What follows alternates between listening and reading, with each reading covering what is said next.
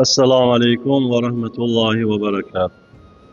Aziz ve değerli kardeş ve bacılarımız, bugünkü cümə hutbemizin mevzusu tefekkür hakkında olacaktır. İnsan olarak bazen dünya işleri, bazen ahiret işleri bizi daima düşündürür. Ama nedense nefsimizin istekleri, dünyevi arzular, dünyaya olan bağlılıklar, dünya meşguliyetleri, dünyevi işler, fikrimizi, düşüncemizi, beynimizi, ağlımızı, kalbimizi ve ruhumuzu daha çok meşgul etmiş olur. Bazen dağı arana çekir, aranı dağa çekir, elə ağır fikirlerin, elə ağır yüklerin altına giririk ki, işin altından da ne kalka bilirik, ne de çıka bilirik. Bəs uca Rabbimiz bizim neleri düşünməyimizi istəyir, neleri tefekkür etməyimizi istəyir, necə tefekkür etməyimizi istəyir. Kur'an-ı Kerim'in bir ayetinde Rabbimiz böyle buyurur. Bismillahirrahmanirrahim. Ellezine yezkurunallaha qiyamen ve qu'uden ve ala cunubihim ve yetefekkerun fi halqis semavati vel ard. Rabbena ma halakte hâzâ bâtilâ. Subhaneke fekina azaben nar. O kəslər ki, ayak üstə olanda da, oturanda da, uzananda da Allah'ı hatırlayarlar. Göylerin ve yerin yaratılması hakkında düşünerler ve diyerler: Ey Rabbimiz, sen bunları boş yere yaratmamışsan. Sen paksan, müqəddəssən. Bizi cehennem odundan, cehennem azabından özün koru. Uca Rabbimiz o müminlerin, hakiki tefekkür sahiplerinin, hakiki mütefekkirlerin, hakiki ağıl sahiplerinin ayak üstte olan halinden bahsetti ki, onlar ayak üstü olanda da Allah'ı hatırlayarlar. Oturarlar, oturanda da Allah'ı hatırlayarlar. Uzanarlar, uzananda da Allah'ı hatırlayarlar. Ve kainata bakarlar. Güneşe, aya, ulduzlara, yere, göğe. Bunlara baktıkları zaman, düşündükleri zaman bunları Rabbimiz ebes yere yaratmayıp düşüncesine kapılarlar. Ve diyerler ki, Subhanallah. Bazen insan bir heyret megamına gelende, onu dehşete getiren, heyrete getiren bir şey olanda bakar diyer ki, Subhanallah. Rabbim sen ne kadar paksan, ne kadar münezzehsen, ne kadar müqəddəssən. Bu şeyleri boşuna yaratmadın. Bu insanlığı, bu beşeriyeti boşuna yaratmadın. Ve arkasıca bu inancın arkasında, bu tefekkürün arkasında bir ahiret inancı dayanar ki, ey Rabbimiz bizi cehennem azabından, cehennem ateşinden özün koru. Diğer bir ayette ise Uca Rabbimiz böyle buyurur. İnna aradna'l emanete ale's semavati vel ardi vel cibali فَأَبَيْنَ اَنْ يَحْمِلْنَهَا وَأَشْفَقْنَا مِنْهَا وَحَمَلَهَا الْاِنْسَانُ اِنَّهُ كَانَ ظَلُومًا جَهُولًا. Biz emaneti göylere, yere ve dağlara teklif ettik. Rabbimiz Kur'an-ı Kerim'de bir emanetten bahsediyor. Biz emaneti göylere, yere, dağlara teklif ettik ki size belə bir emanet yükü yükləyim, size belə bir emanet yükü verim. Onlar ona yüklənməkdən qorxub çəkindiler. Düşünün ki, yer de, göyler de, dağlar da Allah'ın teklif ettiği emanet yükünü götürməkdən, qəbul etməkdən qorxub çəkindiler. Qəbul etmediler. O yükün ağırlığından, o yükün məsuliyyətindən. Rabbimiz buyurur ki, ona insan yüklendi. O emanet yükünü insan qəbul etdi. Həqiqətən o çox zalim, çox cahildir. Ne için? Çünkü ona verilmiş hakiki yükün mahiyetini anlamadı. Ona yüklenmiş hakiki emanet yüküne hakkı ile sahip çıkabilmedi. Çünkü Rabbimiz bir hadis-i kutsuda buyurdu ki, benim erşim ne yere sığar ne göylere sığar. Ama mümin bir kulumun, mümin bir bendemin kalbine sığar. Mümin kulun kalbi yere ve göylere sığmayacak. Dağların götürebilmeyeceği, dağların kabul edebilmeyeceği emanet yükünü taşıyabilecek bir yüktedir, taşıyabilecek bir gücdedir. Onun için Allah'ın Resulü buyurur ki, ey Kabe, senin neçə dəfə uçurdar, təzdən inşa ederim, bina ederim. Ama bir mümin kulun kalbini sındırsam, kırsam, incitsem, onu tekrar inşa edebilmərəm. Rabbimiz diğer bir ayette ise böyle buyurur.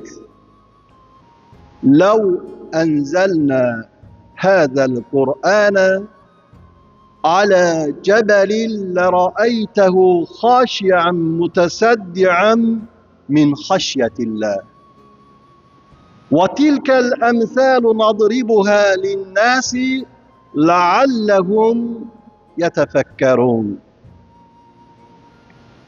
Eğer biz bu Kur'an'ı bir dağa nazil etseydik, sen onun Allah'ın korkusundan eğilip tazim ederek parça parça olduğunu görerdin.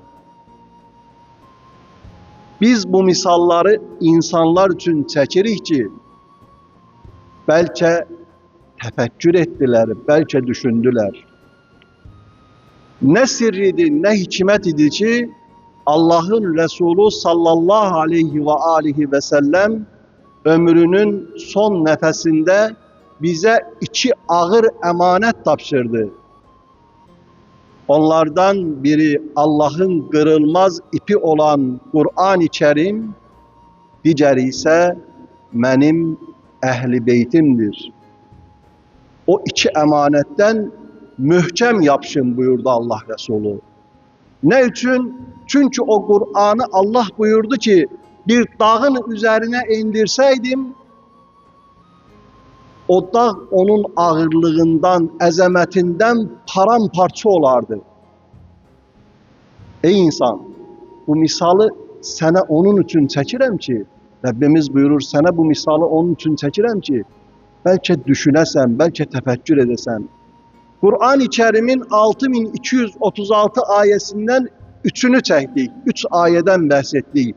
Ekser ayelerin sonunda Rabbimiz insanlığa geçmişten, gelecekten, indiki dövrden misallar çekir ve ayenin sonunda buyurur ki, meğer düşünmezsiniz mi?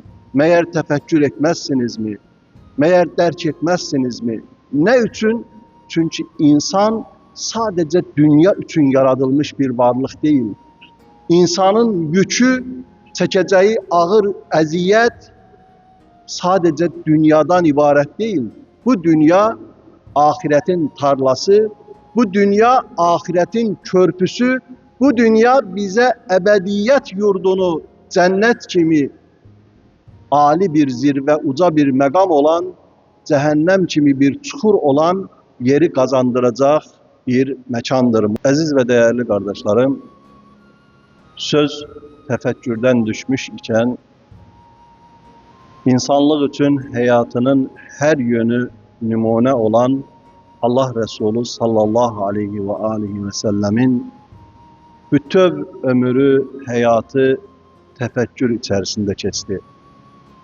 Ve tefekkürün ne kadar büyük ehemmiyeti, ne kadar büyük manası olduğunu bize Allah Resulü sallallahu aleyhi ve sellem hadis-i şeriflerinin birinde buyurdu ki, bir saat tefekkür etmek, bir ilin nafile ibadetlerinden üstündür.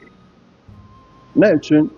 Çünkü insanlar var, görürsen haftanın birinci, dördüncü gününün nafile oruçlarını tutur. Bütün namazların sünnetlerini kılır. Sedekeler verir. Ümre ziyareti edir. Yani müstehep olan, nafile olan bütün ibadetleri hayata geçirir ama işin içerisinden gafil olur. İşin hakikatinden gafil olur. Onun için Allah Resulü sallallahu aleyhi ve sellem bizi tefekkür etmeye çağırır. Bizi tefekkür etmeye sesleyir ki bir saat tefekkür etmek bir ilin nafile ibadetinden üstündür. Diğer bir yerde ise buyurur ki tefekkür etmek en büyük ibadetlerdendir. Nece ibadetlerin Allah yanında büyük değeri var, büyük azameti var. Tefekkür de hususi bir ibadettir ki o tefekkürün de Allah yanında büyük bir değeri vardır.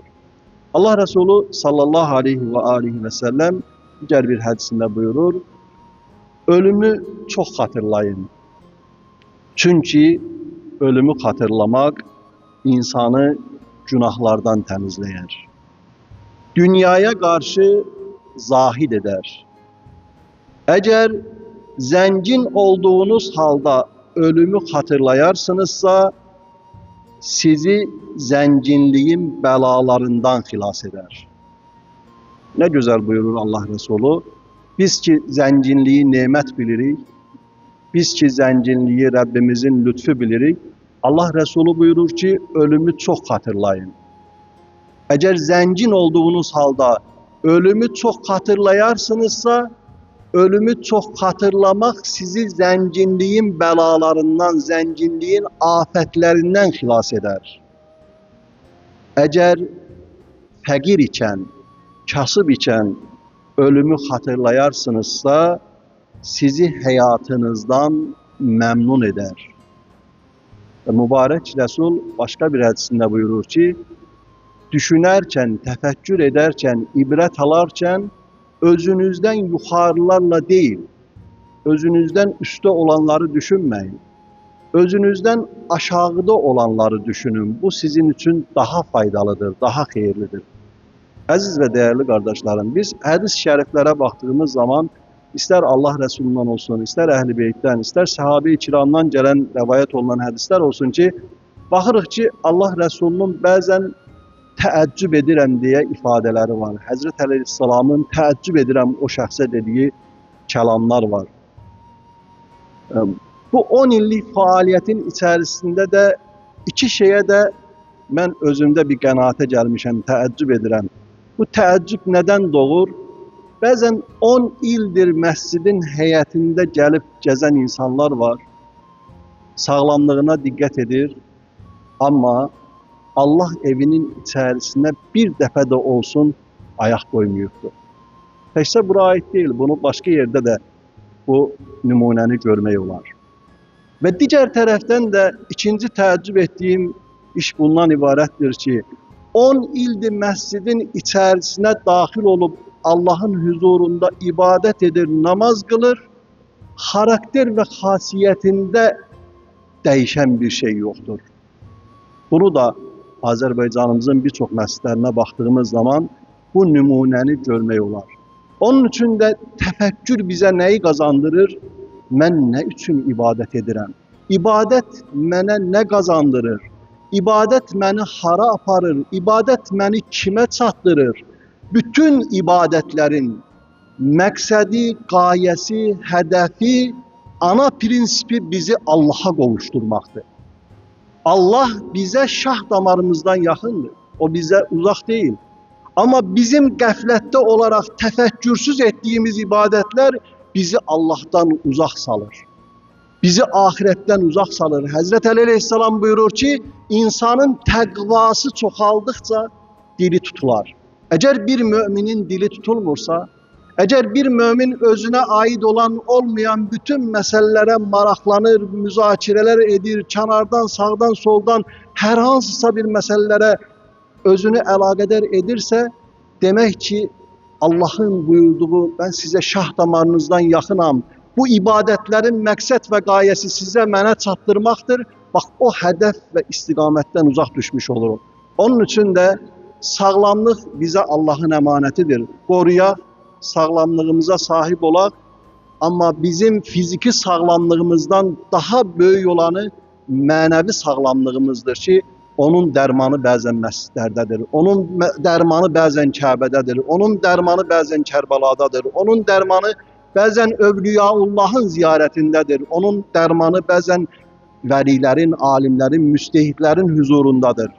Digər tərəfdən isə Allahın huzuruna girdiyimiz, daxil olduğumuz zaman həmişə cümələrdə bu Hacı Hafiz kardeşimin dediği hədisi xatırladıram. Çünki o hədisi Hacı Hafiz kardeşimiz çox deyir. Mömin məsciddə balıq dəryada olan kimi olar.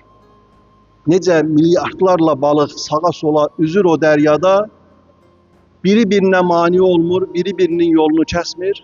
Bax, müminin də məsciddə olan halı odur. Səhabələr məscidə gələnə qədər dost, qardaş kimi gələrdilər məscidə. Kənardan onlara baxanda məscidə daxil olduqları zaman elə zənn eləyərdin ki, bunlar küsülüdülər. Elə zənn eləyərdin ki, aralarında bir soyuqluq var. Nə üçün? Çünki artıq fərddən qopub aləmlərin Rəbbi olan Allaha doğru yönəlmək var idi. Muhammed və Ali Muhammedə salavat çəkir.